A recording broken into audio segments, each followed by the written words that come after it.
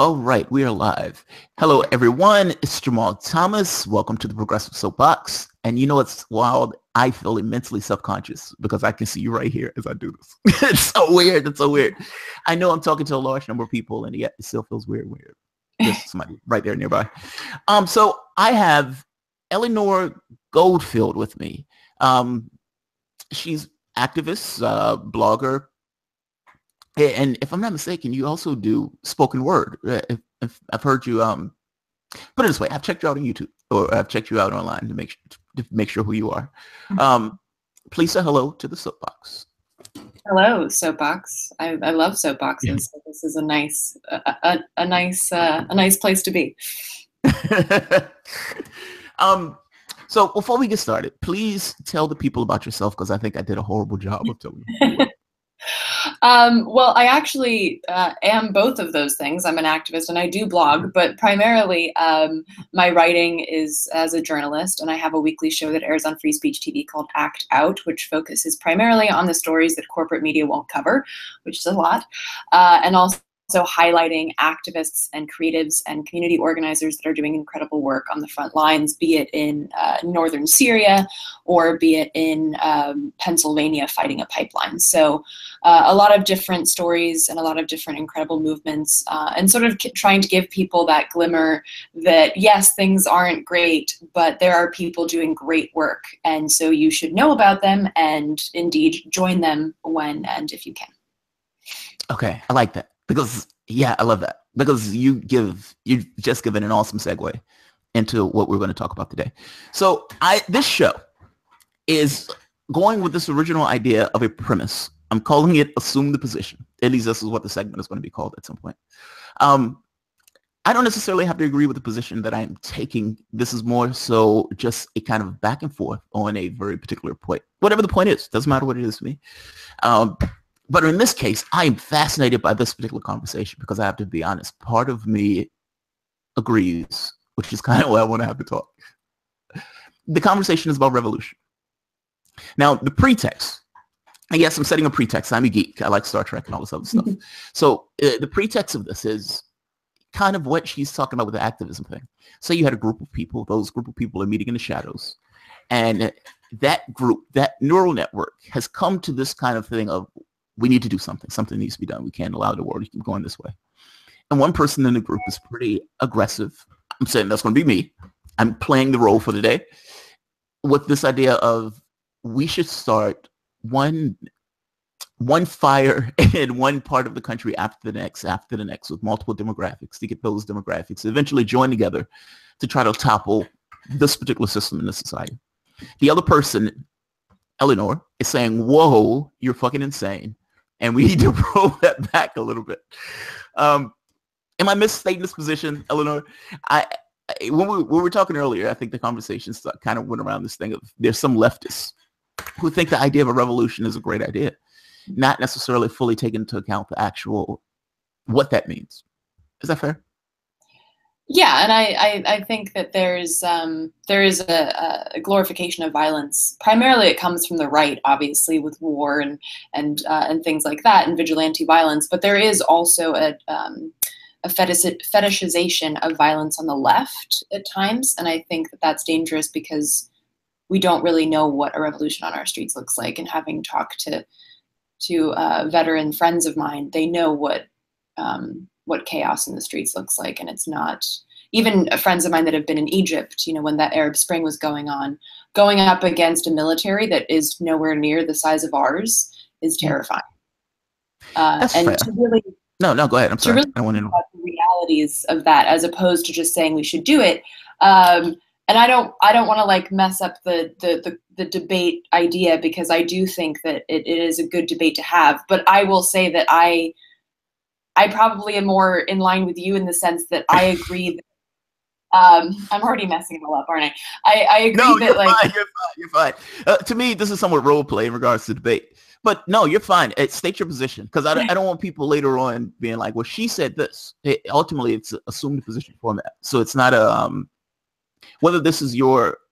I know this is your position in the sense of like, come on, violence is a bad thing. At the same token, I kind of understand why people would do it. Like, it's this kind of more nuanced position. It's not this kind of fixed for or against. Yeah, and I think it's important to also, you know, like what you were saying with the idea of like starting fires. It's like, well, hold on, like, are you saying that literally or figuratively? Because starting fires and, for example, you know, burning equipment that is used to build a pipeline, would that be considered violence, or would that be considered revolutionary? Or by starting fires, do you mean like actually hurting people? Because that's a totally different conversation, and one that primarily I think is off limits until it can't be anymore. Okay, so all right, it depends. It depends on who you're asking. I know that sounds bizarre. If you're asking me personally, this thing of my own personal position on this, my position is somewhat like yours. This thing of violence in the streets is, I don't, put it this way, I don't know what day two of a revolution looks like. And oftentimes it's not necessarily what people think they're going to get. Egypt ended up looking like Egypt was before, with the difference of a lot of people being hurt. So fair enough, fair enough. But say I was more of a cynical SOB, and we're just in the shadows, so nobody else is hearing my position or my opinion.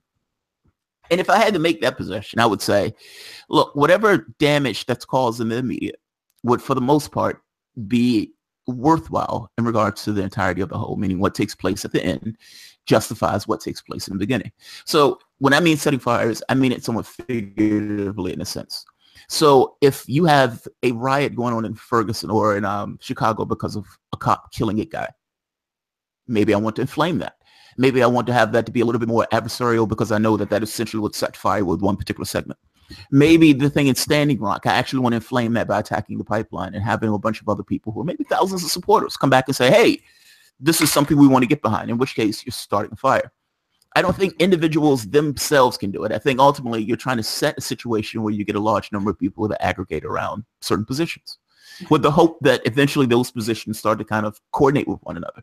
So you have Black Lives Matter and people who are heavy with the environment. You have people who are losing their jobs in certain areas of Ohio, or people who are losing jobs, or not even just losing jobs. Even this thing of the way the government would take certain properties for certain corporations. Having those people are pissed. Whether those people are on the right and the left, I guarantee you both are angry and upset. Creating a pretext is what I mean by setting fires. That's what I mean. Now, here's the catch. If doing that, if we know that for the most part, if we make the assumption that the way things are going now, people are being hurt, well, we're talking about economically, and I would make the case that economic injury and not having access to things is a certain form of violence. The number of people we have in our prisons, I would say that's a certain form of violence if you're locking somebody up for a plant or personal habit.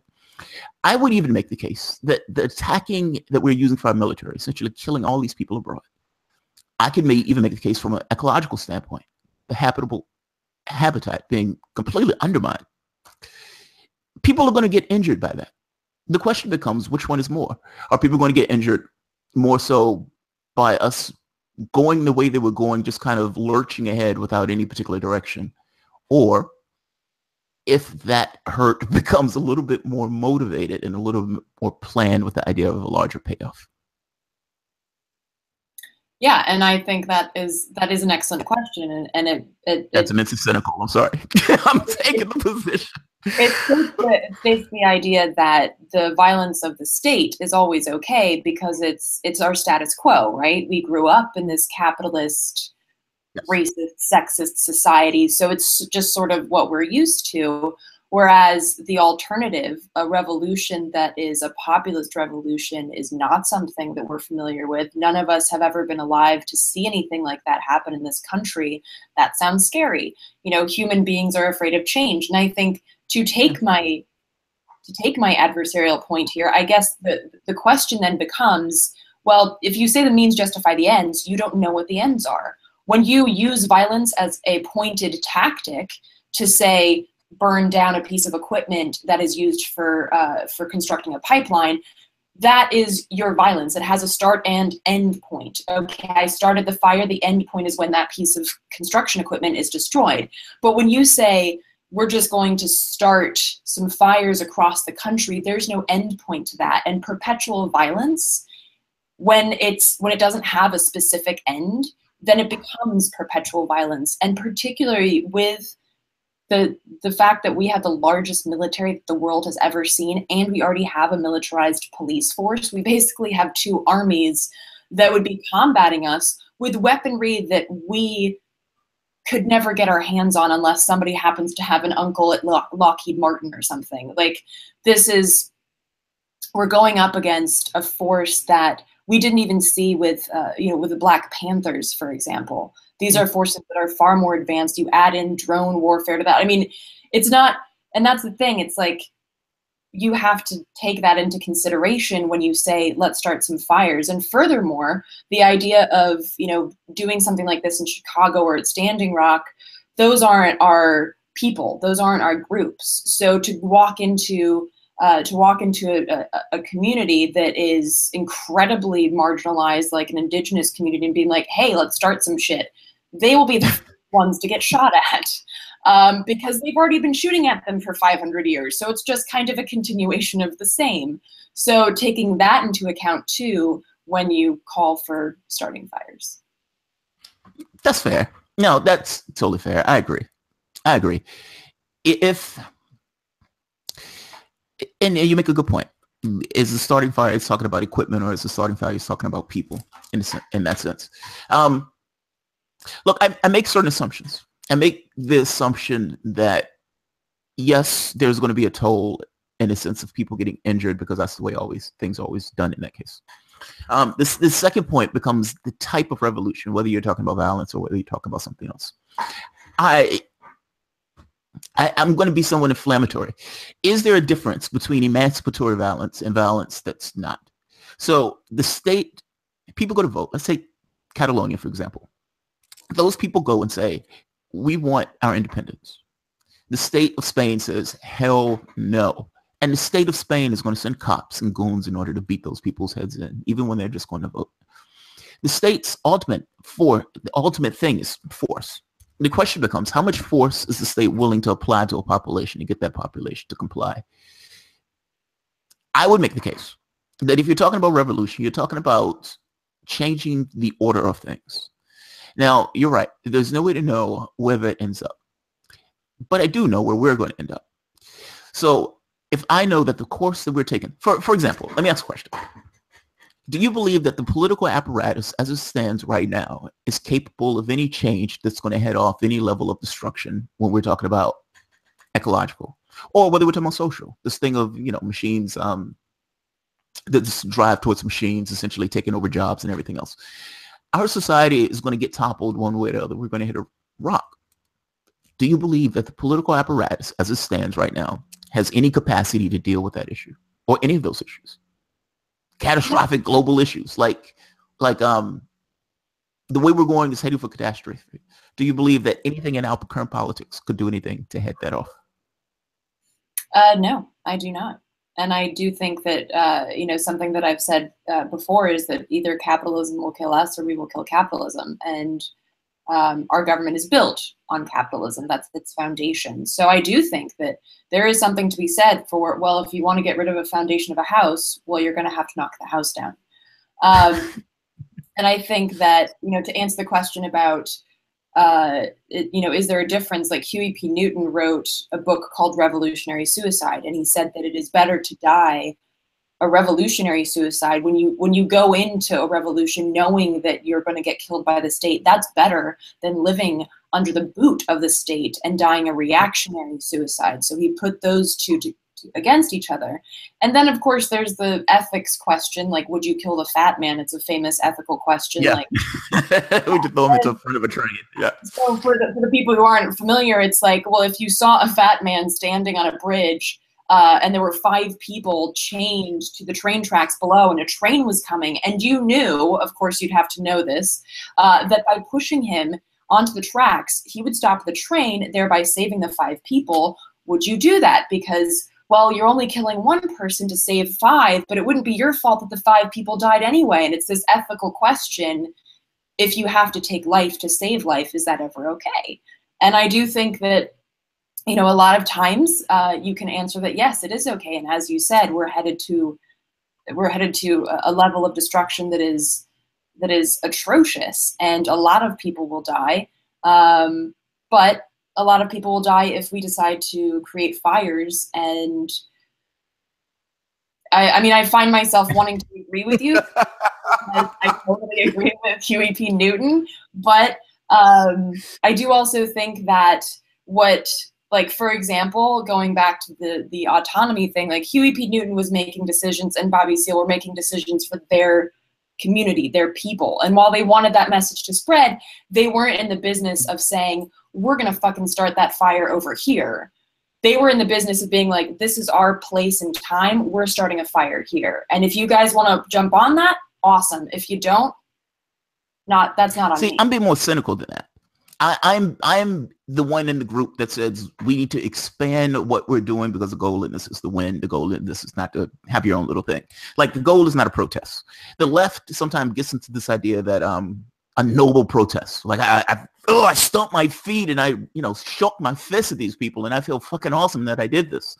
This kind of goes to the recycling thing that I get joked about sometimes. So I always say, recycling is kind of worthless. It's a larger problem than just your ability to recycle. You feel good recycling, but it's not solving the issue.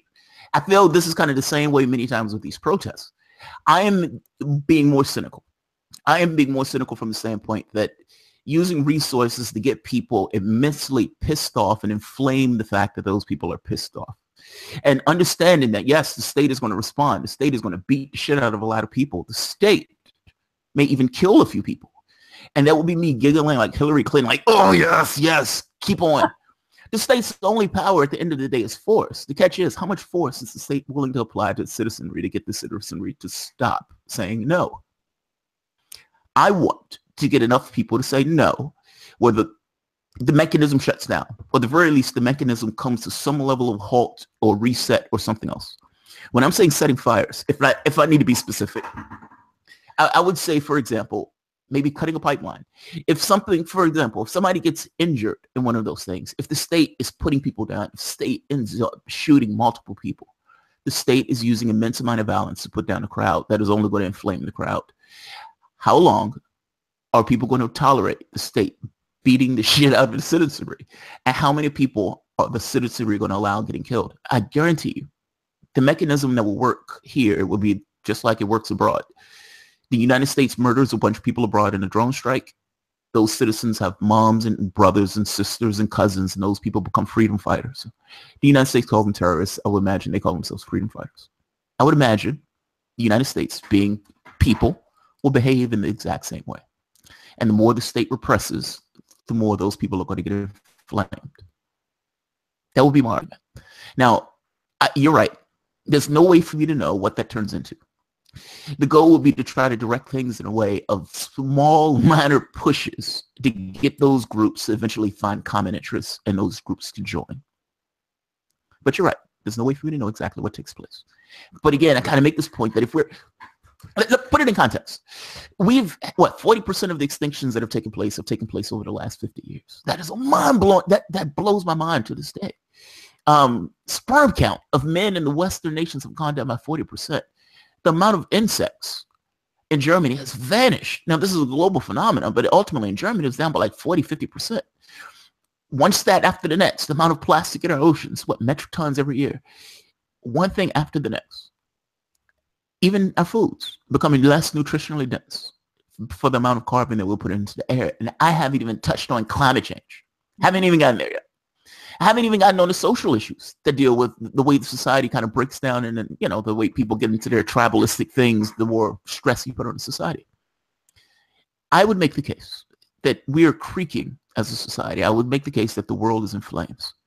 And either you sit there and do nothing, or you try to make a change, meaning you actually try to take action to institute some level of distress and crisis into the society itself. That would be my case. If I was a cynical SOB, that would be my argument.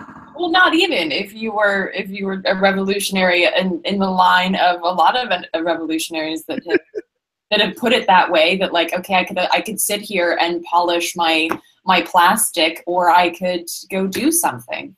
And I will say that one of the things that irritates me when I read about revolution, whether it be the French Revolution or what happened in Egypt or what have you, is that unfortunately the human tendency is when things are so chaotic, when you have no electricity or food, and when friends are dying, there's this like primal scream for comfort. And so unfortunately, a lot of times what ends up happening is, like, let's say you get to the end where the government's toppled, which means that our military bases around the world have toppled, which means that our connections to free trade to all over the world have toppled. The global economy collapses, and people all over the world are in distress. However, what they don't do is turn towards a utopia. What they do is they turn back to what's comfortable, and they try to recreate some crappier form of capitalism out of the ashes of what just fell, thereby perpetuating this awful situation, but just in a crappier way without Facebook and Netflix. Like that could be an eventuality that we see happening, that we see happened after a lot of revolutions, because people want that sort of warm blanket of what they knew, even though they toppled it because it wasn't working. You've been a pessimist. So that's one point.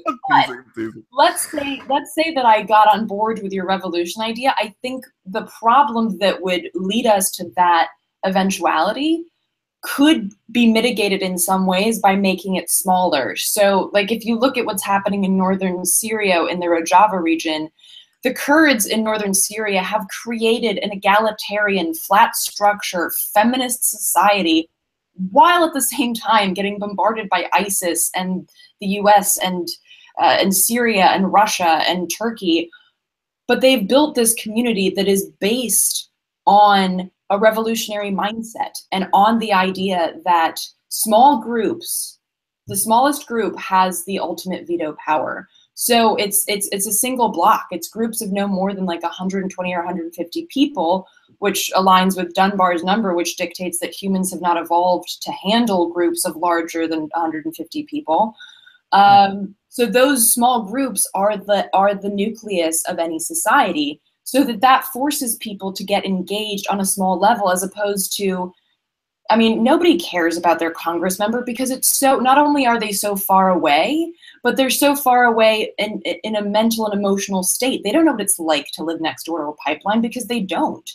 But if you have a group of 120 people, that nucleus, everybody knows that everything that they do affects everybody else. And in that sort of small space, you can create that revolutionary fervor that will actually build something that isn't just a repeat of what just fell apart. That makes sense. I understand. I do understand that. That makes sense. And devolving into a crappier form of what it was before. Yes, yes, that's also possible. That's immensely possible. I guess my feeling is, if there's a group of people who are together, and that group of together is pushing and driving this particular thing, will that group have power? Like, I guess my thinking is, that group itself wouldn't necessarily implement anything that it didn't necessarily think it could control. Now, that doesn't necessarily mean they're right. That it can absolutely get out of control, and who knows how the hell it ends up. I guess my particular argument is, leaving things as they are doesn't work. And leaving things as they are, we're not necessarily going to have a choice. On Star Trek, there's a conversation of, yes, I'm bringing up Star Trek. On Star Trek, there was a conversation about how those societies came back together. Because it's a fascinating question. How do you bring the world together? And do you bring the world together in the sense of fire, and the crisis? In their case, everything fell apart. Like, there was no other solutions. There was nothing else that could be done. They fought their wars. They had another nuclear war. All of this stuff took place. They've even had eugenics wars. And finally, when the world collapsed, when the ecological system collapsed, they say, okay, we can't keep doing this. Do I want to get to that point? And how many of those people, I guess I keep going back to this point of how many people in 100 years, if we keep going the way we're going, how many people are going to die based on our own behaviors? Not necessarily behaviors that are just mistakes, but our own behaviors, be it ecological damage, be it, for example, Haiti, Dominican Republic, Puerto Rico, all those countries are being destroyed for climate change, like climate issues. Now, these are things that they in no way control. They had nothing to do with the oil production. They had nothing to do with anything. And they're getting slaughtered. You're going to have some countries that get soaked back into the ocean in the next 50, 100 years. We're doing massive damage to the rest of the planet. And my feeling continuously falls on this thing of, and this could just be me, I'm a guy, to do something. Now, if I had power in this sense, then yes, I would probably be pushing for the more, taking the aggressive approach. And yes, I understand the chaos and everything else. And I also understand how things devolve into worse things. Like, and you can make a case that I don't necessarily know that the positive is going to take place either. And that's true. I'm just going by, if we're playing chess and you have me in a chokehold, and I know for the most part, I'm going to lose this game through a level of attrition, or I have the option of a sacrifice that may cause a lot of damage and chaos on the board, but it leaves me in this kind of uncertain future. Give me an uncertain future. And that sounds bad because ultimately you're saying I don't necessarily know what's going to take place for people, but I do know what's going to take place if we keep going the way we're going. Give me the uncertainty. I'll take the uncertainty. And I would wager that the public is with me on this. The public made the choice between Donald Trump as opposed to Hillary Clinton. They were willing to choose the worst thing, I would argue, for Hillary Clinton. And I'm saying worst thing from the standpoint of he's a wild card. He's completely different and unlike anything else that we've had. Yes, he's just a regular Republican. He's just over the top. But the public didn't know that. The public was voting on this guy as if he's some kind of, wild card, out of the box person, but they wanted something that was not status quo, and they didn't necessarily care where they were going to get it from. Yeah. I would wager the public is with me on this. And I would also wager that the public would have chose Sanders if they had the opportunity to do so, meaning that there is a potential for good. Now, people are going to say Sanders was a sheepdog and all this other stuff. I get it. Yes, maybe. Yes, I get it. But I'm saying at the very least what he stood for. If there's a potential for good, then and spoiler alert, I don't actually believe this, but for the sake of the debate, if there is a potential for good, then why don't you put your energy behind candidates like Sanders in the hopes that they will unfuck things to the extent that revolution wouldn't be necessary? But you said in the beginning that the political apparatus, the way it is now, has no capacity to deal with the issues that we're presented with that are catastrophic. And I agree with you on it. It's like putting your energy behind a politician for the most part, I would argue, is somewhat of a, I don't know how much bang for your buck you're going to get, particularly if we're talking about major issues. I love Sanders, by the way. But Sanders in no way is going to deal with issues of, technological unemployment. I don't know. I've never heard him even mention the term. Or dealing with issues of global catastrophic collapse. And yes, he may say something about a Green New Deal, but ultimately I'm talking about this major push, this almost like Marshall Plan with the idea of environment. Is he, put it this way, do you believe that any politician is prepared to deal with some of the major issues that are going to be catastrophic that are coming up in human history or in human future? I think it's less a matter of willing to and able to than it is able to, because I know that people look at the phrase deep state and they're like, oh, you're a tinfoil hat conspiracy theorist. I'm not. It's just that there is a deep state. There are workings of our government that stay the same regardless of who is in the White House, even if regardless of who is in Congress. And that is, like the Princeton study showed, we are an oligarchy. We are owned by corporate money. So therefore, Trump is in the White House and things have changed, but for the most part, there is like this continuation of things that were already happening. We are still that racist, sexist, bigoted, oppressive, corporately oppressive society. And I think that the only argument that, from my side, the anti-revolution side, as it were, is the idea that are there other tactics? So voting is silly, and I know people that haven't voted since they voted for JFK, which was a hell of a long time ago. So voting doesn't work, and if doing permitted marches doesn't work, okay, but are there other things that you can do between voting and burning shit down?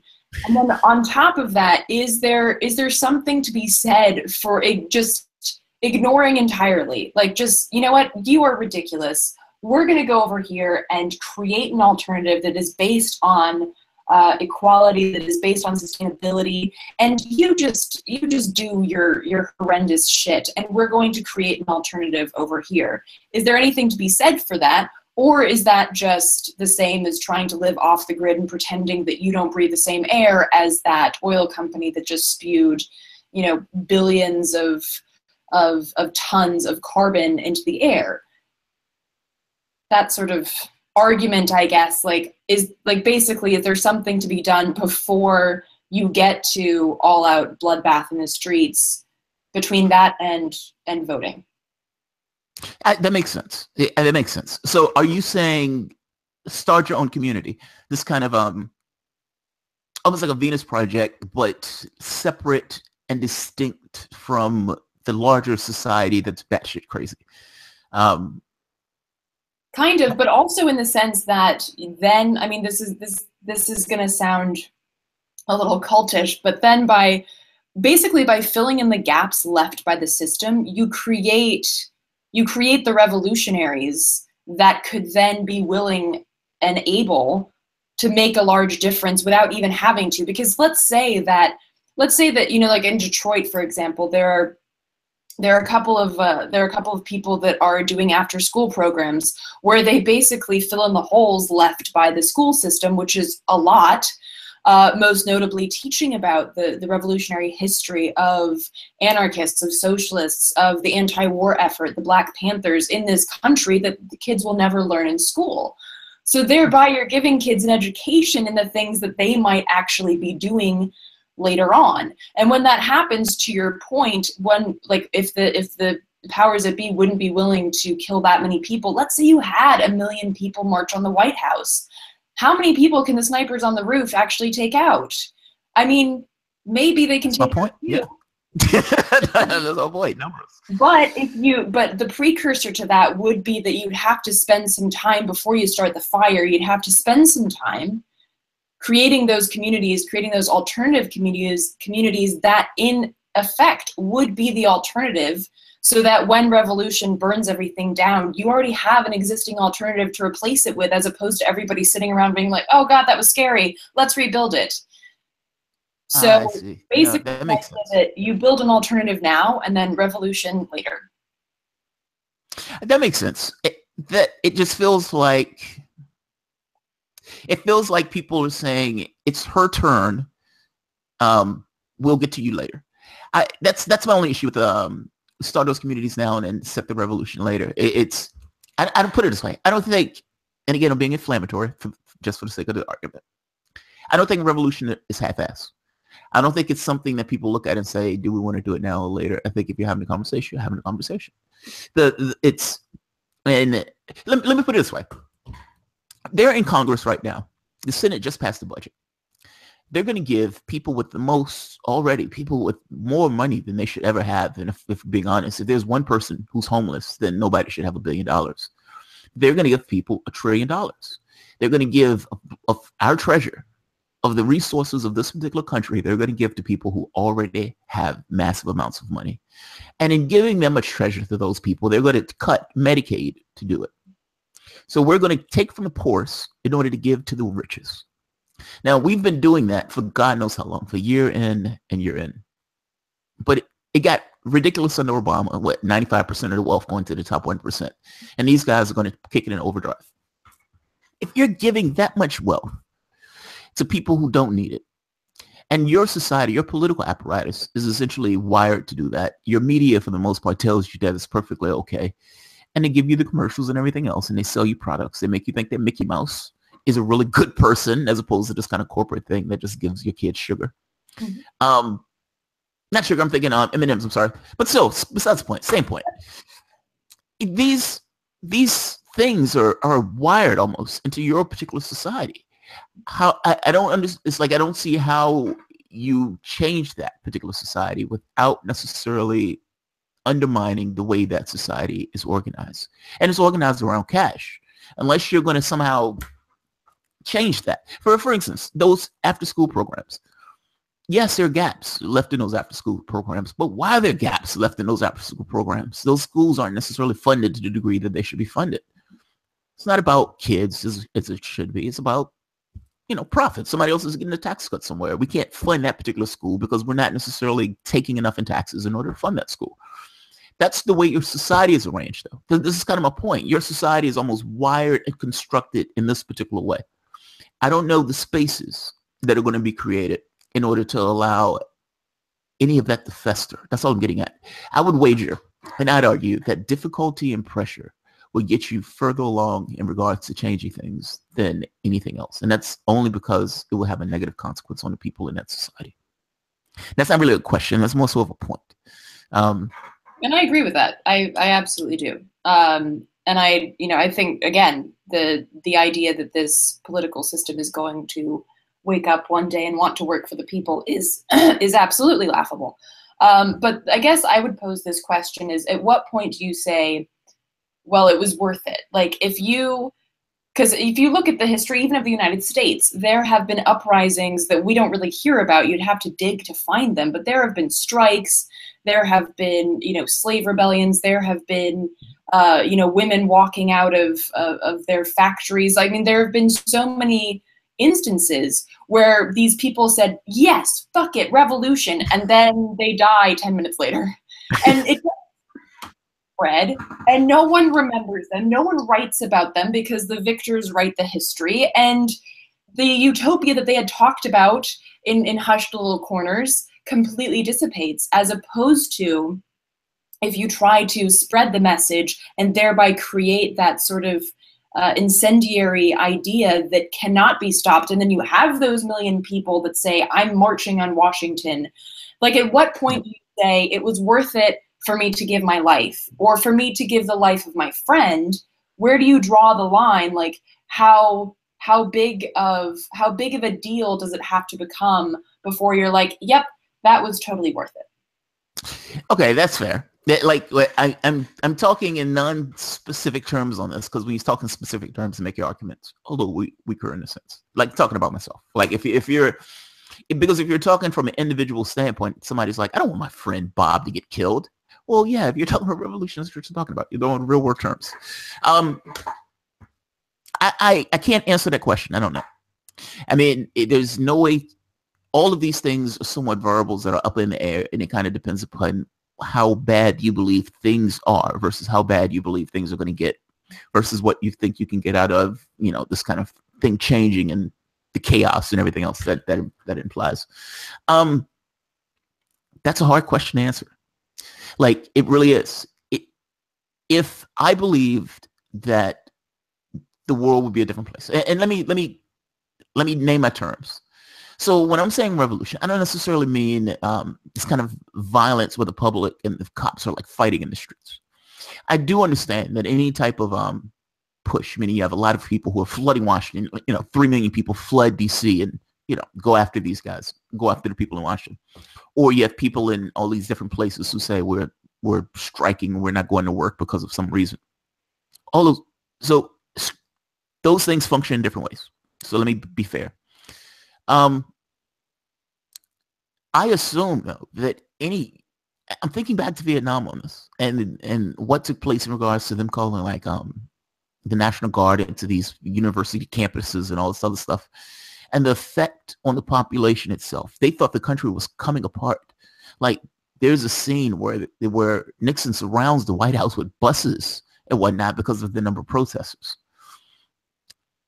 It doesn't necessarily have to. Put it this way, it can be threatening without necessarily being overtly violent. Let me say it that way. I say it that way.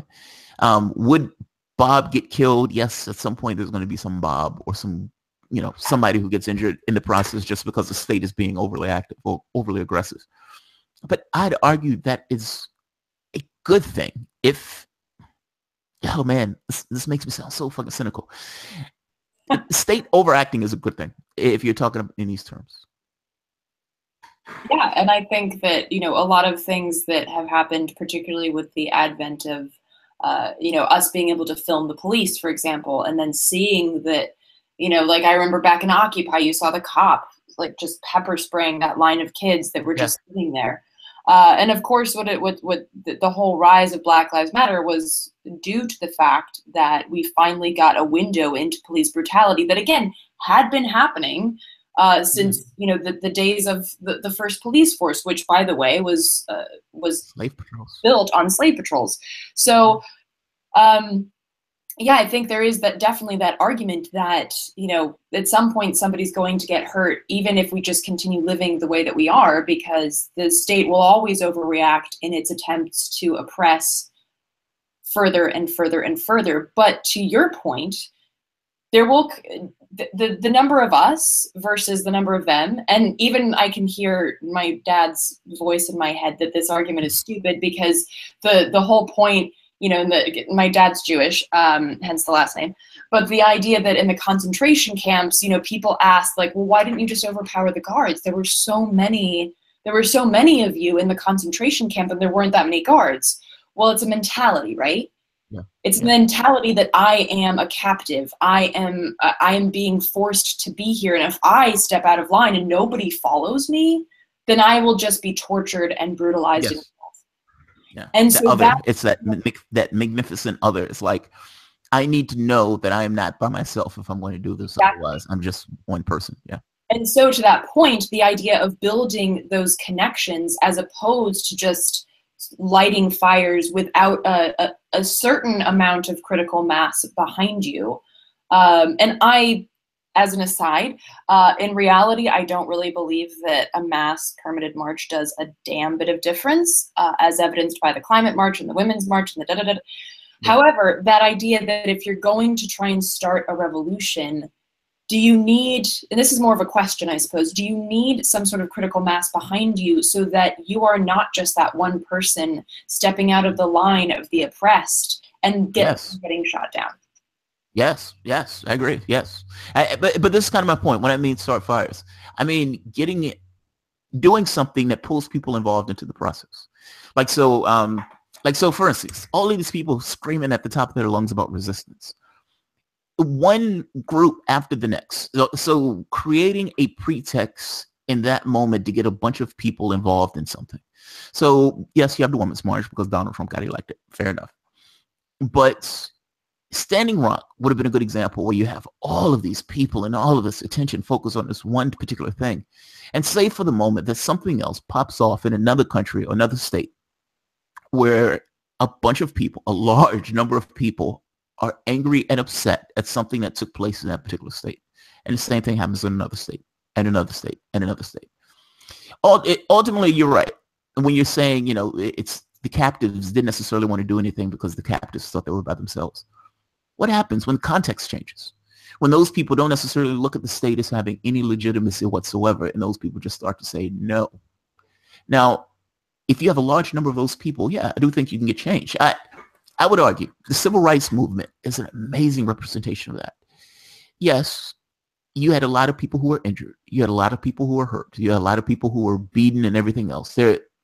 Cornel West has this awesome thing where he's talking about Martin Luther King being dragged into the prison and essentially being threatened by dogs and everything else. And King comes out shaken, but makes this point of saying, this is what I must do for my people to be free. Everybody takes a hit at some point. There is nothing that takes place without some lift that's going to make that thing take place. The world as we know it, the way that we're going for the most part is headed for catastrophe. We know it. Like, this is physical materiality. Scientists have been saying, screaming at the top of their lungs, to the degree that scientists scream at the top of their lungs about anything. We need to pay attention to this. This is a big fucking deal. We're going to go off a cliff. I'd argue that everything takes a hit at some point. And I argue that everything takes somewhat of a lift. If you have a large number of people looking at the state and looking at the state as if it's completely lost its legitimacy in one state after the next.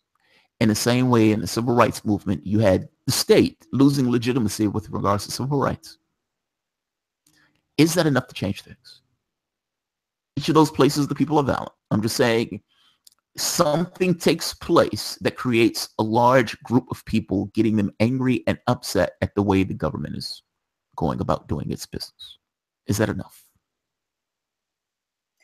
And I would also argue that because of the size of this nation, like there's a letter that Madison wrote to Jefferson saying that the old empire adage of divide et impera, divide and conquer, is perhaps somehow the only way a republic can function, thereby saying that a republic has to be like an empire and slightly dictatorial in order to function, which means that it's not a republic, but whatever.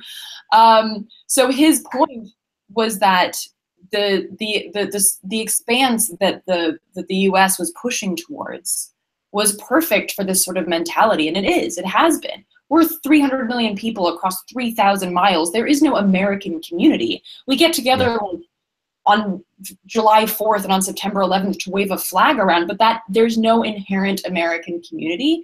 So I think that like in places where you share a common, you share something in common, some identifier makes it easier for you to band together in this sort of revolutionary sense. Even if you just look at I see.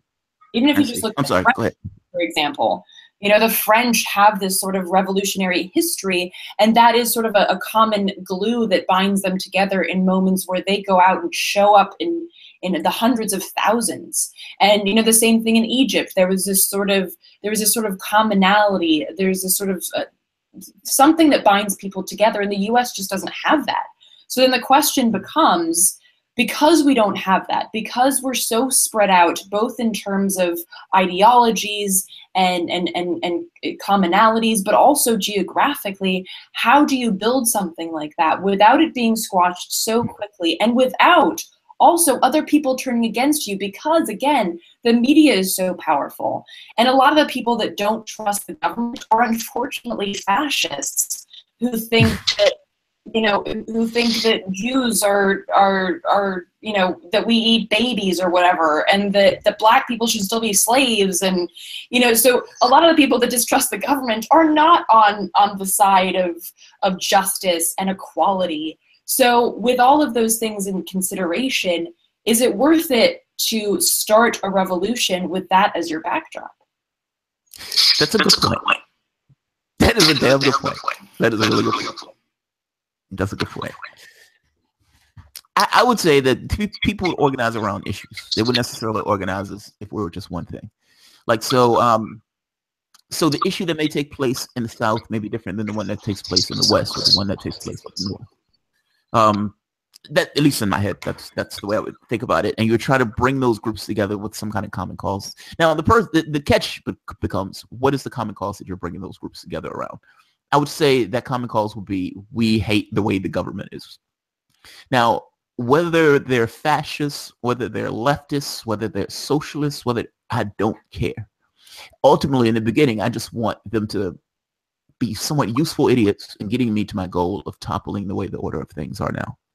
Now, the catch becomes, and again, you're right, how do you know what's going to come after? I don't know. I can't honestly answer that question. And now, if I'm playing the role purely of just a revolutionary, I would probably strenuously make the point that we are going to take power after, and the things are just going to be fucking awesome, and everybody's going to have their own pony and unicorn. But that's a political statement. That's not necessarily reality or honest statement.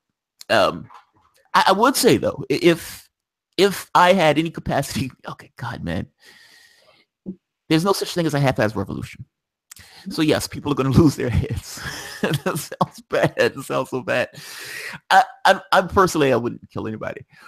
But if I'm going to play this role and I'm going to take this argument, look, I don't think you have to take people's heads in the United States. I think you can scare the shit out of media. If there was a strong enough governmental apparatus and the way things change significantly so, would media change to correspond to it as long as they were getting some kind of paycheck? Maybe. I know they're heavy into the status quo, the way things are. They don't care if it's Pence. They don't care if it's Clinton. They just don't want it to be Trump because he rips the mask off of what we are. Look, I think people's propensity to change is there. I think ultimately the country, for the most part, wants to change. To your point, what does that change look like at the end? I don't know. I can't honestly answer that question with a definitive it's going to be great and it's going to be utopia, because I don't think the values of the people have changed. Like, it's one thing to say that, there's been a value shift in the way people behave, in which case there's this kind of emancipatory revolution with a particular amount of emancipatory violence. And I'm saying it in that way in a sense of, yes, we look at the state or violence that is being done by the state as being appropriate. Well, that's not really true. It's not appropriate. If a cop is beating the shit out of somebody because they're going to vote, that's not appropriate. That's problematic. But we look at it as it's okay. Those people in Occupy Wall Street getting pepper sprayed is okay because it was a cop doing it and the state is one in charge, et cetera, et cetera. The moment that the public stops accepting that as being true, you have the pretext for a revolution. The idea of state has essentially evaporated because the idea of state is just an idea. Now, what that looks like at the end, I guess your most damning point on this is, yeah, dude, but even if everything that you postulate is true, how do you know it's going to turn out the way you want it to turn out? And the answer to that is I don't know. I just don't like the way things are going. Yeah. To let everyone watching this know that I'm not who I'm playing on television. I don't actually care. I mean, I care how it turns out, but I don't care about having definitives because I don't think that you can live your life like that. Because obviously, if you make choices in life because you only know that it's going to work out in the future, you just sit at home in a bubble, like wrapped in a blanket. Like it really is kind of a ridiculous argument to say only do this if you know it's going to work out. However, I do also think that there's something to be said for trying to use tactics that sort of like trigger off of, because capitalism triggers the worst in humanity. Yeah. It's all humanity. It's all something that we have within us, but it triggers the worst. It triggers the greed and the competition. But there are things that trigger the best in us. And the problem is that violence never triggers that. Violence never triggers the best in humanity. And so there might be something to be said for trying to trigger the best in humanity with other tactics. Now, the caveat to what I'm saying is, of course, that if you look at the history of mankind, and I don't agree with Marx, who said that we're on a perpetual upswing and eventually we'll just get to socialism and communism because I don't believe that either. I don't believe that at all. It's lovely, but I don't believe it. But if you do look at humanity, there have been gains that have been made, but there's also this perpetual loop of insanity. There's this God, greed, and war that just sort of perpetually turns on itself. And I think that the problem with what I'm saying is that we don't have time for perpetual redos anymore. In the 1700s, there was the idea that we could just keep remaking this system because we do have, as long as God or whatever decides to keep us here. But now we know that there is going to be such catastrophe within our lifetimes that this idea of etch-a-sketching our systems perpetually is not a reality, because at some point human beings will no longer be able to survive on this planet, which does give credence to your concept of a revolution, because shit, why not? We don't have that much time. However, because violence doesn't trigger the best in humanity, perhaps maybe there's somewhere that is that has that revolutionary feel, but triggers the better parts of humanity. And that would be, perhaps like just creating these alternative societies that then grow people into that trigger human evolution on a personal, thereby echoing outwards onto a smaller community and a larger community, a city scale, thereby creating change without having to fire guns and then have them fired back upon us. Of course, again, the question is, I feel you. Do we have time for that? No, I agree. No, I agree. I do agree. And like I said, my position on this is far more nuanced. I agree with you on that, on the part of somewhere in between revolution and violence. Like, because a revolution doesn't necessarily have to be violence. It's having a bunch of people saying no to something. Even if you have people say, okay, I'm pulling myself out of this particular system because I don't necessarily want to deal with some of the excesses. I guess my only issue with this is I don't see people doing that. I don't see people waking up to any of this stuff, of all the things that are taking place. I'm naming a ton of things just in our conversation right now that are damning in regards to catastrophe. I don't see people changing. Like, it's not one of those things where I see people waking up. They're still going to vote for Hillary Clinton as if Hillary Clinton was the best thing on the planet. it doesn't seem like anything changes. That's why. But I agree with you. My position is slightly more nuanced. Let me ask you this part. This sounds like anarchist thought. Would that be fair? This idea of smaller communities interacting with one another on this kind of interpersonal level. Yeah, I think that it's anarchist in some ways, and I think that the problem, of course, with the word anarchy is that it's so weighted by culture that the real definition doesn't ring true anymore in the living language that is English. It's become something completely different. But yes, anarchy in terms of a group of people having the autonomy to make decisions for themselves, and they are all in this group of their own volition and free will, and they've decided to create something that is outside the capitalist, statist, hierarchical, sexist, racist system, then yes, that is anarchical. And I think that any sort of push to a revolution like what you're talking about would in a sense be anarchical. But again, I think it's important to note that anarchy doesn't mean without structure. It means without a top-down hierarchy. And there's a difference between hierarchy and structure. So that's just... What's the difference between hierarchy and structure? So a hierarchy is, by definition, it's top-down. So the people at the top dictate what the people at the bottom do. A structure can be flat structure, which means that I don't have control over you. That we work in a sort of group together, and whatever needs need to be met at any particular time, the person with the expertise or the information on that will step forward. So we see this with the Zapatistas or with what's happening in Rojava. The idea that no one person has authority over the entire group. There are rotating roles such as peacekeepers, such as childcare. Everything rotates and nobody has a definitive say. Whereas in hierarchy, there is one person that has final say over something. And that is inherently dangerous because that one person could be Hitler. Yeah. Yeah. No, I see. That makes sense. I understand. Okay. So I think in this conversation, ultimately, we ended up in this idea of, it's somewhat of an odd convo because I think both of us end up in a similar space of, yes, something needs to be done. No, I don't necessarily want it to be valid. And yes, it takes numbers to do it. Is there a middle ground between violence in the streets and not doing anything? And of course, I think the answer is yes. I think everyone hits their head on what's that answer.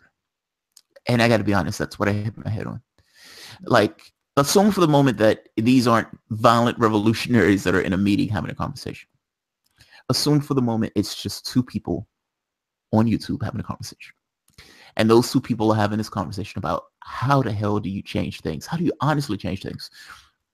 Pretend for the moment it's 3 o'clock, it's nobody else, it's just us. We're having an honest, frank conversation about it.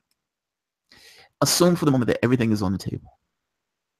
In your wildest thoughts, in your wildest imaginations, how do you change things? Say you had a small group. Say you had a group of 10 people. No, those people aren't famous or anything else. Those people don't have huge amounts of means or anything else. But how would those people go about making a difference and actually changing things? Not around the edges, but actually changing things. I don't know that a group of 10 people can do it, to be honest, but I think that the first thing that I would do is, like you said, agree that everything's on the table, not to take something like property destruction off the table, not to take something like self-defense off the table. And what I would do then is I would connect with more like-minded people and see what we're willing to do in our various communities to make this happen. And then I think you can have that spread on some level. And if I had the answer, I would probably already be dead. But I'd be in a black site somewhere.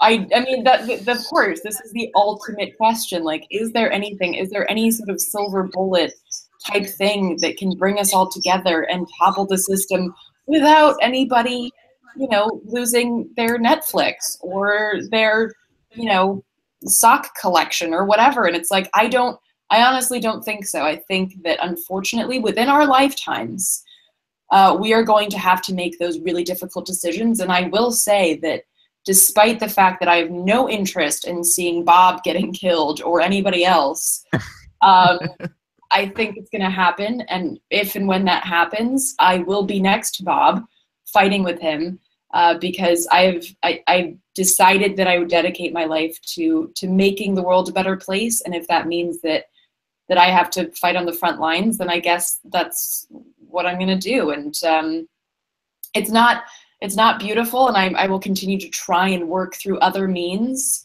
But I do see the giant beast that we are looking at, and the ticking time bomb that is our climate, and it's not beautiful, unfortunately.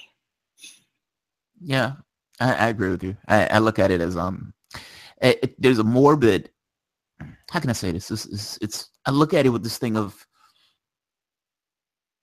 yeah, there's a certain morbidity about it, where I don't think that if someone had means and they're having a conversation with someone else that has some level of means, and they're saying something needs to be done, we need to do something, we can't just keep things going the way they are, and they take action that causes a ton of chaos with the mindset that that particular chaos is going to be directly aimed at the government, regardless of the political allegiances. On the left and on the right, for the most part, you have this kind of weird meeting of minds on certain issues, and having those issues pointed directly at the governmental apparatus. Now, the catch becomes, you're right, the way the system is arranged makes something like that immensely difficult. So in one case, you have this thing where people have this idea of needs. So regardless of what takes place, you still want to have something to eat. You still want to have something to stay. You still want to have the electricity on. You still want to be able to stop at, get something to eat. All those things need to be true for you. So getting to the point of somebody saying, we're ready to have some level of revolution, it would mean that those things are not necessarily there. Or at the very least, you're being willing to risk not having comforts, if that makes sense. Like you said, the electricity being off. Well, that's a pain in the ass. When Dominion Power doesn't have the electricity on, that's an immense pain in the ass. Getting people to give up their creature comforts, giving people to give up this thing of knowing that they're going to have a paycheck coming each week, or they're going to have whatever. That's not the easiest thing in the world. That is a difficult thing to overcome, even when those people, for the most part, are barely making ends meet. It's not the easiest thing. I don't necessarily know how you overcome it. Like, I don't know how you, there are a few things I don't get. I don't get why other people don't necessarily see them being exploited. That's the first point. And I don't understand why people arrange themselves in this way. It makes no sense to me. They will understand that their political leaders are corrupt. They get it. They understand they're being bought. They get it. They understand they're being underpaid. They completely get it. And yet the world keeps ticking the way it is. I just find it to be amazing. I agree. Yeah. And I think that, the thing that really stands against us on the left is waking people up to that. But not only waking people up to that, waking them up in the sense that they aren't just willing to blame immigrants for it. Yeah. Because I think that the problem is that because of our rich history of, in particular, white vigilante violence and patriarchy, there is a tendency to, because it's a lot easier to kick what you perceive as down than to pick up. And I think that what we were really battling now is, like you said, like, Trump is in power and he's something different or perceived as different. And what that's done is it's brought people out of the woodwork that wanted that something different, but are so wrong. Yeah, right. Yes, they are. Yes. And the problem is then to get people to understand, yes, the government was always corrupt, but why did you go over here? Why was that your decision? And like really trying to, and I think honestly, like at the end of the day, like, I think that what the left really needs to learn is that we are less organized and we are more prone to infighting and more prone to calling each other out for not being perfect than the right has ever been. The right is way more organized and they're way more able to mobilize around their hatred than we are able to mobilize around our love. And why is that? That's always been true. I mean, as far as I know, that's always been somewhat true. If they always say the left is like herding cats. If that that saying, I think, look, personally, if you're asking me, and you're talking to me, so I'm assuming you're asking me, or you're at least making the comment to me, I think it's because the left has this idea of what it thinks to be right. Now, and what I mean by right, I mean is this fundamental, almost absolute truth of what it means to be right. Now, oftentimes they don't understand that that's just their perspective. They would get into their heads on things that other people say, and they would say, "Hey, you should say that." I've had people on my channel say, "Oh, dude, you shouldn't say thanks, guys." Why not? Because there's some women that watch your show. I think they'll be okay. it's this thing of telling people how to behave, telling people what to say, all this other stuff. I think we get into our heads this thing of very specific behavior. When people don't follow that very specific behavior, we consider those people to be wrong. Is almost this kind of fundamental absolute truth of wrong. And each of us wants to have our own thing. So yeah, that's us. I was shocked by that. I got to be honest. My wife, she would joke and say, "Yeah, man, I don't understand why you guys have that much drama on the left." Oh, yeah, no kidding. I'm very drama averse, and I dodge that shit like Matrix bullets, because it is and I'm like, why are you spending time on whether or not they specified their pronouns before they started their speech? Yeah. Like, that is not what you need to be angry at. Like, yeah. Oh, yeah. No, infighting. I don't get it. Yeah, I don't get it. I may step into it every so often because I want to talk about it, but it's one of those things of stepping into it from God's perspective, if that makes sense. It's like being above it all. Now, because I find it to be so petty, I think I've called it petty dramas. These little tiffs that people have. I was watching this one with Caitlin Johnston, where it was like her, Zach Haller. I know what it was. Zach Haller and somebody else was getting it back and forth. And it was like, why are you guys talking? Like, for instance, I know what it was. One guy on Twitter said something about Bernie Sanders. Now, this guy was an asshole. This is Peter something Dow, I believe his name is. And somebody else kind of made this point that Peter Dow was an asshole, and Peter Dow didn't know what the hell he was talking about. And that guy was right. Peter Dow didn't know what he was talking about. He was attacking Bernie Sanders for no reason. The very act of correcting the point that somebody was attacking Bernie Sanders drew the fire from another lefty who was mad at Bernie Sanders because Bernie Sanders didn't toe the line that they needed him to toe, which started a fight between these two lefties. And you're looking at this like, why is this taking place? Yeah. Why are you two? Why you're spending your time? Yeah. No, you're fine. It's just like, why are you two taking place? Why are you guys arguing? Why is this taking place? This seems to me the most trivial thing in the world. I know. But it is that sort of like hyper focus on the trivialities that breaks us down, because I think that, like, and this is why we also don't connect, because I've seen arguments happen where somebody's like, you can't be an environmentalist if you're not vegan. It's like, okay. or like, I can't believe that women's reproductive rights isn't your primary issue. You're a woman. And I'm like, oh, wow, can it be an issue that I deal with? It's like this sort of like obsession with some sort of purity, that they're the ones who dictated what that purity is. Yeah.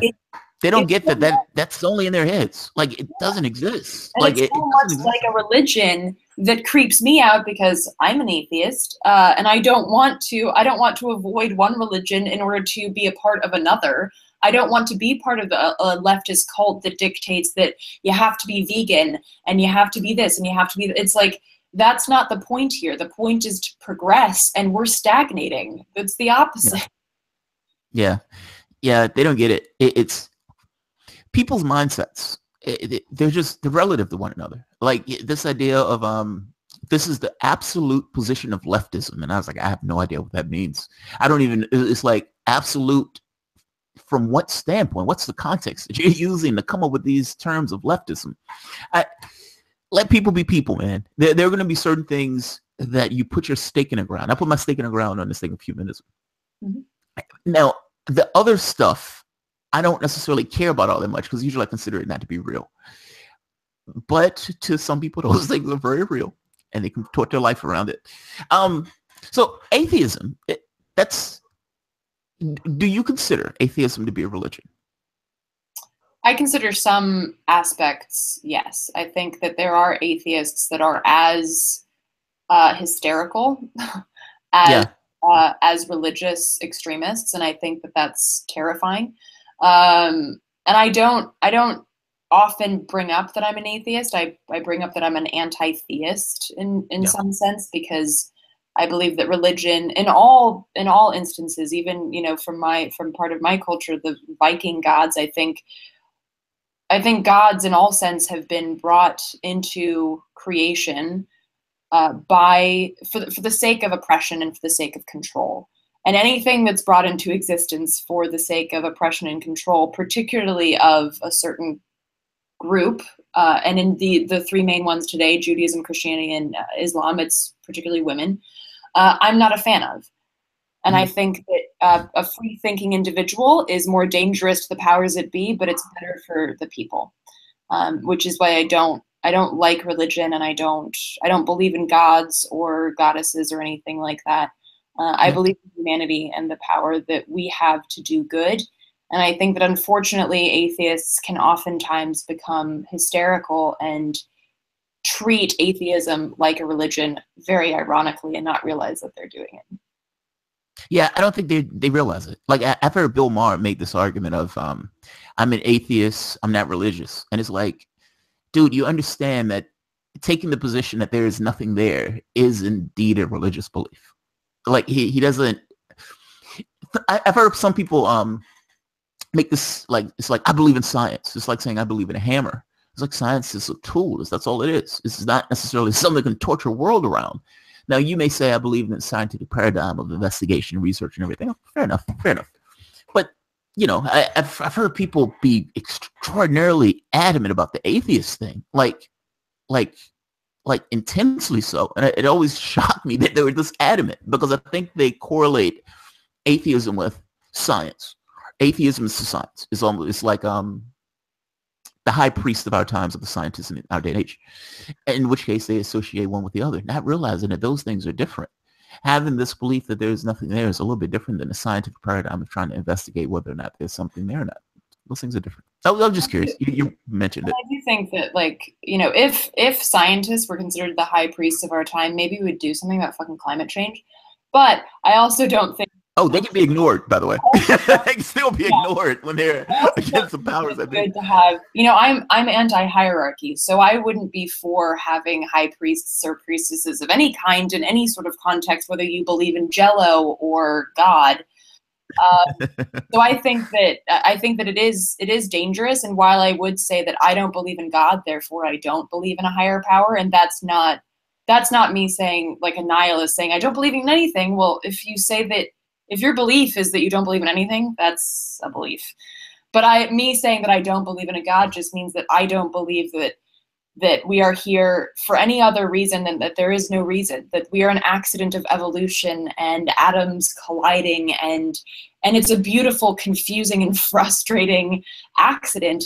But I don't think that there is any power other than the power of energy behind it. And some people might call that God, and that's totally fine. And this is where I don't agree with atheists, because a lot of atheists have a problem that anybody believes in a god or goddesses, or that they call science God. I have friends that say, oh, well, the trees are God. Well, then why do I care? You could call it that, whatever. Yeah. My thing is that, like, and why I don't oftentimes throw out that I'm an atheist is because I never have had a problem with anybody being religious Mhm. in terms of it being their personal belief. I just have a problem if you want me to ride on the same train as you. Because if Yeah. I don't want Don't to, push don't it on me. force me to. Yeah, don't push it on me. I feel you on that one. I'm not an atheist. I'm not anything on this front. I don't think there's certain things I believe in, but ultimately, I've had too many weird experiences to be on the atheist bandwagon. But I am not on this idea of like there's a Jesus and a God and all this other stuff, and they're sitting on clouds, and yeah, that's. I have no idea what things are. It's like, what does can even if you built a program, could that program in any way understand what your world is like of the programmer? It would be a tough sell to explain it to your software program what it's like to be in under a sun or under moon or biting into an orange for the first time. Those things are not necessarily the easiest thing to understand. Even if you were talking to a being and that being said, yes, there is something else, you still could not understand that being's existence. So yes, I don't subscribe to the thing. I'm curious about something. Anti-hierarchical. So climate change. So say for the moment, let's assume the position that you were able to articulate the setup that you want in regards to the arrangement, the way people interact with one another. And all across the United States, and you can even say all across the world, you have these little enclaves of people and these little societies, these smaller societies. Now, somehow, these societies have not warred with one another, meaning they aren't fighting with one another. Or maybe you have some that are in these kind of conflicts with one another, but ultimately there's no war. These just little enclaves. And you realize that there is a global climate catastrophe. Let's say for the moment it's a little bit more pressing than that. Let's say there's an asteroid that's about to hit the planet. How do these tiny enclaves deal with mass global events? I'm asking this question because I don't know the answer to the question. I think it's a good question, and I think that unlike some of the futurists that are pro, Luddite existence where we don't have technology, my perspective is that you just, like, I'm not afraid of robots taking over jobs. I think robots should take over jobs that human beings are far too creative and evolved to be doing. We don't need people checking people out at CVS. That is something that has been and should be taken over by machines. The difference is that human beings should be taking the results of that switch over to robotic labor. And we're the ones who should then be not working. And I know that sounds terrifying to people, but it would be really cool if you could pursue your passion instead of having to clock into a job that you're not really passionate about. And wait. Let me interject some right there real quick. You're right. It's terrifying to people, but it shouldn't be terrifying to people. Like, I don't want somebody to be a fry cook. I don't want taxi drivers. If there's a robot that can drive the taxi driver, let that guy go fishing. Yeah. I don't want that person doing fries. I don't want that person flipping hamburgers. Let that person do something better with their life. But people find that to be mind-blowing when you say that. And I think because of the system being what it is, that it's terrifying, because if you don't have a job, you don't have a way to get the things that you need to survive. And so, and I bring that up because of the idea that, let's say there is an asteroid headed towards Earth. I don't have this idea that we'd all be these, like, we go back to primitive days and, oh my God, we wouldn't know how to handle that. We would still have connection with each other. I would still be able to talk to people in India and still be able to talk to people in Sweden, and I'd still be able to have these connections with people so that when things would happen, we would have the ability to band together. And I'll say this, that the idea of hierarchy as a stagnant status quo, I think, is dangerous and ultimately not helpful. However, I will say that in certain instances, a hierarchy for certain actions or deployments is necessary. Like speaking, going back to the revolution idea, I've talked to friends that have been in the military, and they said that the left needs to embrace military thinking at times when they're dealing with police brutality. The reason is that in those groups, in those military groups, you know exactly where all of your people are. You know exactly what they're doing. You know exactly how they're going to react. And there isn't this sort of scattered, scary reaction to the state's brutality. So I think in moments like that, a hierarchical system where somebody's saying, you need to go there and we're going to do this, I think that can be helpful. But as a status quo, as having that person always in authority is not going to work out ultimately. So I think just like for certain things, and it could even be like doing a community garden. If there's a gardener that's an expert in gardening, she's the one telling people what to do for that action, for that event. And then it's the same thing in the street. So I think like using the hierarchical system intermittently can be very useful. But I think overall, as in terms of systemically, it ultimately does not lead to anything but oppression. That's fair. Okay, that's fair. When I hear people say this kind of anarchist vision of like this kind of flat structure, I've heard other people say it. My thought is always, what happens when larger issues take place? Like I always have in my head, if there's an asteroid that's about to hit the planet, or climate change, or the refugee crisis, or you have all of these people streaming into communities. It's like, how do smaller structures and smaller communities deal with something that's, global in scale? That's the only way I lose a thread on that one. And so beyond that, I understand what you mean. It was like, what we've seen, and I keep bringing up Rojava, but I'm just kind of in love with how they work, is that they will have these neighborhood councils, like these small groups, and then one person goes as a spokesperson to the council that's of a larger group, and on and on and on until you're dealing with millions of people with a spokes council of maybe 100 or so. So the idea is that somebody that's that spokesperson for that group can be perceived to have a higher hierarchical position at the moment, but in reality, they're just doing what our Congress members are supposed to be doing, but being a representative of that group.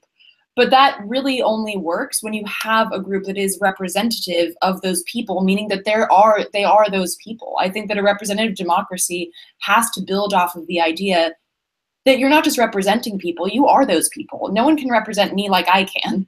So it makes more sense that I am a member of this smaller group, and then we choose a spokesperson for that smaller group to go meet with a larger group, and on and on and on. So that then you can create that space where, there's people, that represent 1 million people dealing with that refugee crisis, but at the same time, they come from such a small representative space that me sitting here is not going to feel abandoned by their decision that is then made. I see. Okay, that makes sense. So it's not a situation like a state senator. There's 1 or 2 senators per state, and those, you never really see those people there in Washington, and they're kind of away from you. Or I guess House of Representatives. So our system, though, if you think about it, we do have a House of Representatives in the way that we're arranged. It does Rojava. I'm pronouncing the name wrong. I'm sorry. I would imagine that their people aren't necessarily being bribed, or are they being bribed? Like, are they being paid off, or are they collecting campaign donations? I don't know much about the area itself. Well, they have, their structure is distinctly anti-capitalist and anti-statist. Okay. So they do not use, the thing is that they still have to trade and get goods from a global capitalist machine. So it is a bit of a problem, and it's a paradox, but they're trying their best to not use capitalism inside their system, which of course means that, any sort of, even socialism is but a set of reins on capitalism. So in order to create any sort of egalitarian society, you have to extract capitalism. So they are an anti-capitalist system, so that money is not a part of their government. And the only way that you can do that is to give people a reason to want to be a part of the government without having to bribe them. So I want to decide what will happen on my street because it's my street. You don't have to bribe me to care. I just care because it's my home. If you have that sort of mentality, as opposed to, John McCain, who doesn't care what's going on in Arizona because dude's never there. And then when he is, he's in like resorts and shit. Like you could bribe him easily because it's not going to bother him if there's a pipeline going through, whatever. But if it's your street, then you don't have to be bribed to care because you automatically care what's happening on your street. Okay, you know what? That's a good point. So why don't people in America care? Like, America has representatives. If America's wanted to, they can call their representatives to account, meaning they can bring them to where they are. Even senators, they can still call their senators. If they wanted to, I'm thinking back to the 2008 thing after Obama was elected. And there's a very particular point where John Boehner was talking about, he went to a crowd, and it was a bunch of people, and he said, these people are fucking pissed, and we're going to win. That was his quote. So he went to the crowd. This is after Republicans lost everything. They had lost the House, the Senate, and they lost the presidency. And John Boehner goes to this crowd and says, holy shit, these people are fucking angry. We're going to win. Now, this was back in 2009 that he was saying this. There were people coming to those crowds angry and pissed and upset. What the hell is wrong with America in the sense of the way the public completely disassociates itself from the political apparatus itself? And it's almost as if the public thinks that what takes place in their politics is completely separate and distinct from who they are. Why is it that way? I mean, a couple of friends of mine have pointed out they're European, and they said that the U.S. doesn't have a revolutionary spirit because it's so far away. The only revolutionary spirit we have is from the founding of our country, which, to be honest, wasn't really, I mean, it was a revolution, but it was also based on the genocide of indigenous people. It was based on chattel slavery. It was, you know, it's not just like this joyous moment where we were like, oh, screw you guys, the oppressors. We were the oppressors. So our own revolutionary history is really difficult, and it's not something that we grab a hold of, and it's only something that we're proud of in this sort of like vague abstract way, so that we don't have this sense of being a part of this revolutionary spirit. We have this sense of, oh, we're the first and only republic to keep going, and it was the first peaceful transfer of power, and isn't that awesome? But again, like, people don't feel connected to their representatives. Yeah, you can call your members of Congress, and I you know, part of my job is to tell people to call their members of Congress on smaller issues where you might be able to get them to move, but you can't call your members of Congress and be like, hey, I think we should get rid of capitalism because that shit sucks. Like, good luck getting through on that one. Like, I think the problem is that, like, people aren't stupid in the sense that they know something's wrong, but I think they just feel so disconnected that they don't see the point of being engaged because, well, what do I get out of it? Nothing actually changes. Right there. And this kind of hits at the revolution thing. And I think this is where that argument really starts to take sway. So I think the strongest argument against this idea of revolution is, like you made the point, there's no way to know how that turns out. So that's a fair point. But I think the strongest argument for is probably there are certain things that we as a society are going to have to deal with. I mean, like massive global issues that we're going to have to deal with. And none of these yahoos that are in Congress or Washington are prepared to deal with any of them. They don't talk about them. It doesn't come up. They don't mention it. It's off the table. They're having this conversation on whether or not to give millionaires and billionaires $1 trillion tax cut and take away money from Medicare or Medicaid. So this is the context to which we're having this conversation about this kind of revolution. Now, revolutions are usually violent. There are oftentimes we don't necessarily know how they turn out. But what we do know is that the current course is completely unsustainable. And yeah, I guess that's where I lay my head at. It's where my nuance comes in. It's this thing of something needs to be done. No, I don't necessarily think the typical way we go about politics does it. And then it just boils down to, how do you get enough people involved?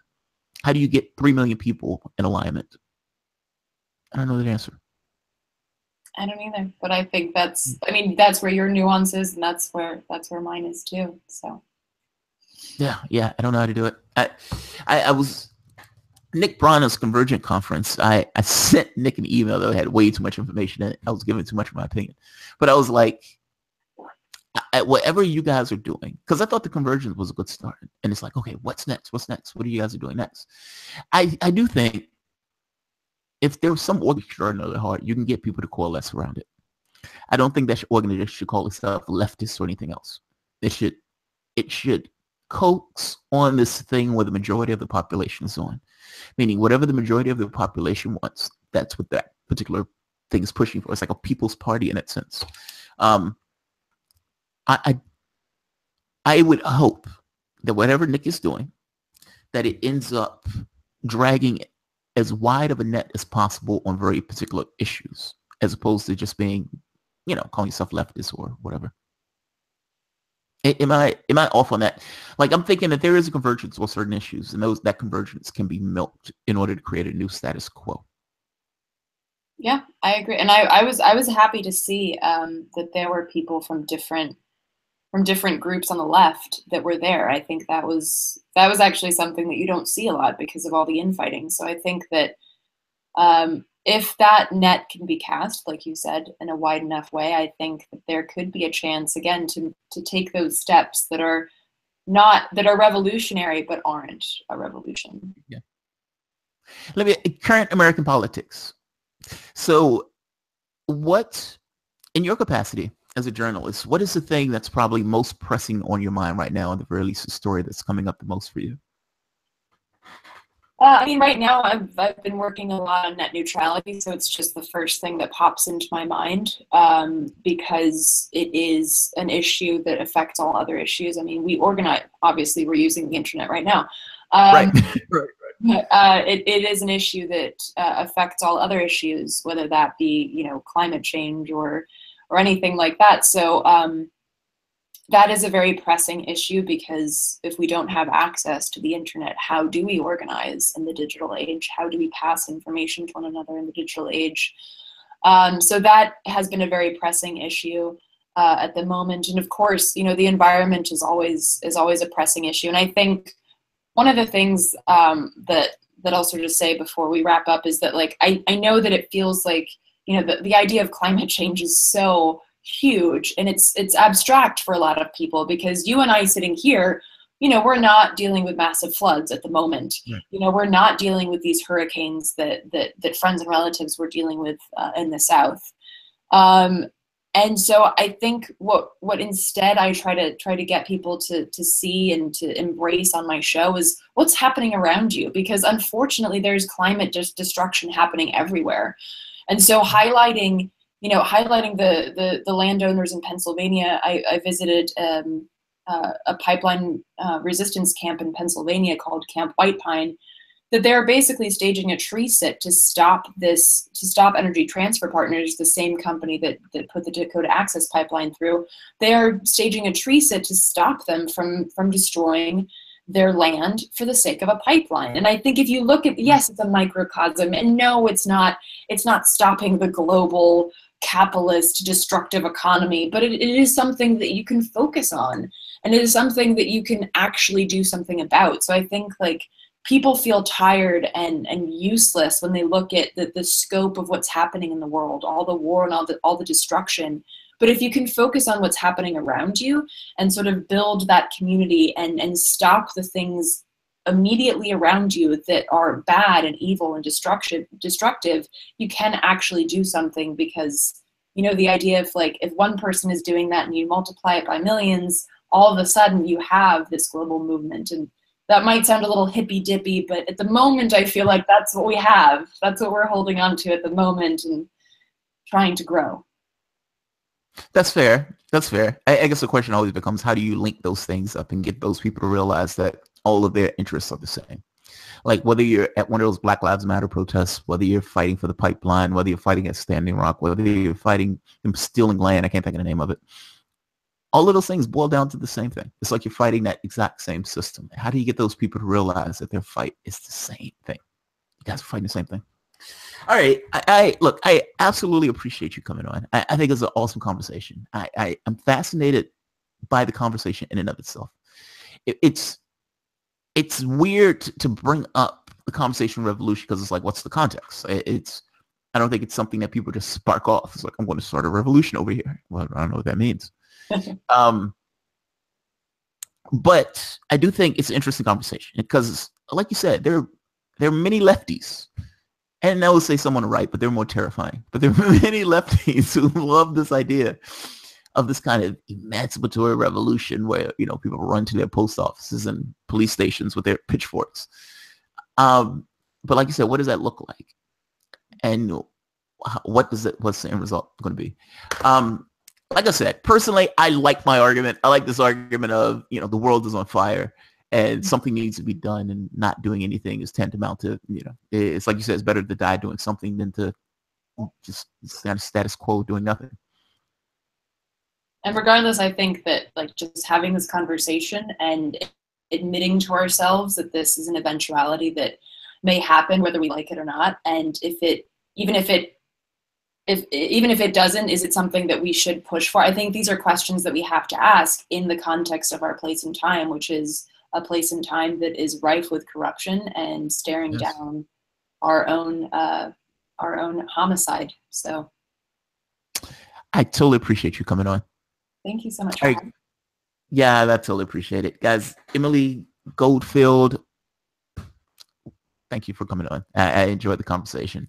All right, guys, I am going to end it here. If you enjoy the content, feel free to share, like, and subscribe. And of course, you can always support through Patreon. Thanks, everyone. Um,